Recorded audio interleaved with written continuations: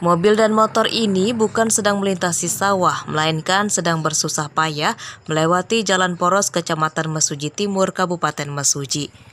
Jalan ini dipenuhi lubang-lubang besar dan tergenang air yang membahayakan para pengendara mobil dan motor.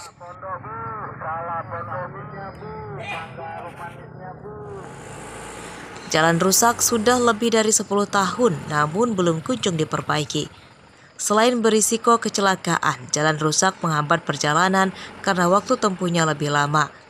Dampak lain, kendaraan mudah rusak. Para pengemudi truk yang setiap hari lewat jalan rusak ini tersiksa namun tak berdaya. Nah, Mas, jalannya udah lama, Pak? Oh, udah lama ini, Pak. Bukan lagi lubang ini, Pak, kubangan ini. Pihak terkait tolonglah diperbaiki lah. Ini ngeluarin hasil bumi untuk masyarakat ini masalahnya, Pak. Oh iya. Ya disekrap apa digimanain lah, yang penting enak jalannya, nggak kayak gini, Pak. Susah kita cari makan. Ya, Pak. Hancur, Pak. Apa harapannya ini? Harapannya minta dibenerin ini jalannya, Pak.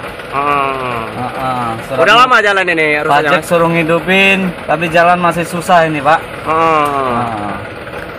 Kacau ini, Pak. Udah lama ini jalannya ini, Mas? Oh, udah lama ini, Pak. Nggak dibener-benerin ini. Hampir seluruh jalan poros di Kabupaten Mesuji rusak dan belum kunjung diperbaiki. Meski telah berkali-kali berganti bupati dan gubernur, mereka belum juga memperbaiki jalan di Kabupaten Mesuji.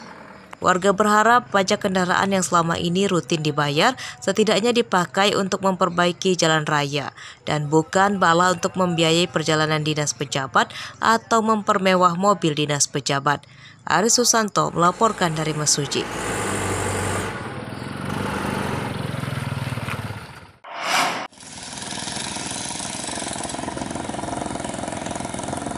Mimpi warga desa Kalibalangan, Kecamatan Abung Selatan, Lampung Utara memiliki jalan bagus mulai terwujud akhir tahun ini. Namun jalan yang lama rusak itu bukan diperbaiki oleh pemerintah Lampung Utara, melainkan oleh pemerintah desa menggunakan dana desa. Hampir seluruh jalan desa dibeton supaya lebih awet. Pihak desa juga membangun drainase supaya air hujan mengalir lancar ke hilir dan tidak menyebabkan jalan cepat rusak lagi. Salah satu penyebab jalan cepat rusak adalah genangan air. Perbaikan jalan disambut gembira warga. Mereka meyakini jalan bagus adalah salah satu penunjang utama memajukan perekonomian daerah.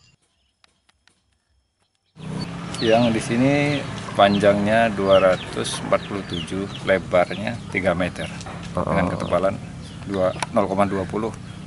Ya, harapannya mudah-mudahan jalan ini dapat bermanfaat, kemudian masyarakat sangat mendukung program yang diberikan kepada desa. Sangat bersyukur mobilitas bisa selancar, ya bersyukurlah pembangunannya bisa maju lagi. Harapannya ya Kalibening bisa maju, orang-orang yang luar dari Kalibening bisa datang berkunjung ke Kalibening supaya Kalibening maju. Dana Desa Kalibalangan, Lampung Utara tahun ini fokus untuk perbaikan infrastruktur. Perbaikan jalan dan drainase baru dilakukan karena dana desa pada 2 tahun lalu dipakai untuk bantuan sosial bagi warga terdampak pandemi COVID-19. Ardio Haba melaporkan dari Lampung Utara.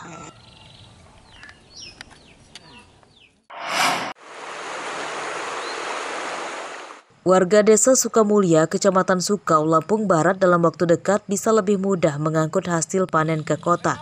Sebab jembatan di Sungai Waiwarku yang putus mulai ditangani pemerintah Lampung Barat.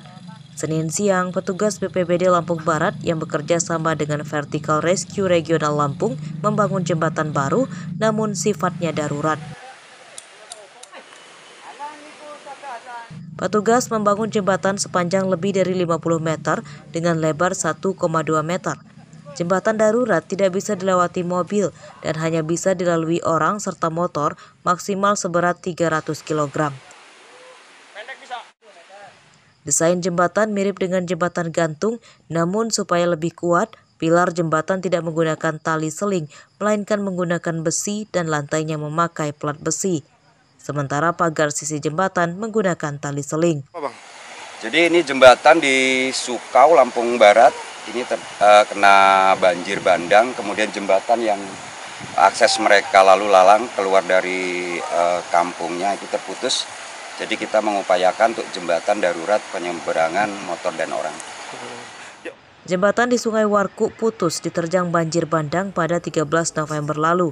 Akibatnya selama hampir 1 bulan warga desa Sukamulya, Kecamatan Sukau, Lampung Barat terisolir. Murid SD hingga ibu yang menggendong balita dibantu dipegangi petugas BPBD saat menyeberangi jembatan darurat. Jika terpeleset, bisa saja mereka terjatuh ke sungai berarus deras ini. Rosandi melaporkan dari Lampung Barat.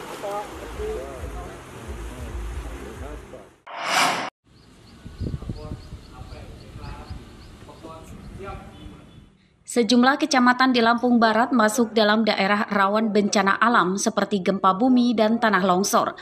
Kawasan zona merah bencana alam adalah Kecamatan Suwoh dan Bandar Negeri Suwoh. Sementara yang masuk zona oranye adalah Kecamatan Kebun Tebu, Balik Bukit, Sukau, dan Pagar Dewa.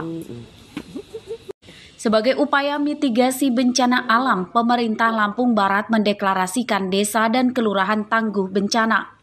Dari setiap desa diambil 10 orang untuk dilatih khusus sebagai personel tanggap bencana. Ini untuk memberikan rasa aman kepada masyarakat serta pelatihan evakuasi dini jika terjadi bencana alam. 131 desa dan 5 kelurahan di Lampung Barat mengikuti pelatihan dan deklarasi mitigasi bencana. Personel tanggap bencana juga dikenalkan pada peralatan evakuasi bencana alam. Lampung Barat ini kita sama-sama tahu bahwa daerah rawan bencana tentu dibutuhkan kesiapsiagaan, baik dari sumber daya manusia maupun dari sumber daya dananya. Kabupaten yang memang rawan bencana, kemudian kita hidup di atas patahan sesar semangko ini, kita perlu melakukan mitigasi sejak dini.